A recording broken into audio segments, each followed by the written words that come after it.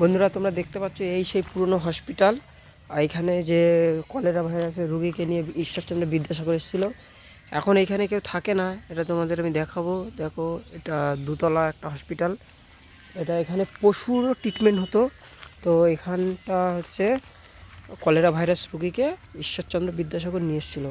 আর আমরা তোমাদের এখান থেকে দেখাবো যে যে হসপিটালের প্রবেশ প্রথম যে পথটা এইটা ছিল। তো দেখো তোমরা, এটা হচ্ছে প্রবেশ পথ ছিল। এদিকটা সামনের দিকটা তোমাদের আমি দেখাবো। দেখো, এটা আর এটা প্রবেশ পথ ছিল। আর তোমার এই যে এটা হচ্ছে ঈশ্বরচন্দ্র বিদ্যাসাগর এখানে নিয়ে এসেছিলো বলে ওনার স্ট্যাচু করে রাখা হয়েছে। ঈশ্বরচন্দ্র বিদ্যাসাগরের এটা স্ট্যাচু করে রাখা হয়েছে।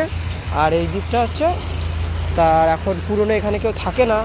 আর এই জায়গাটার নাম হচ্ছে পূর্ব বর্ধমান অম্বিকা কালনা।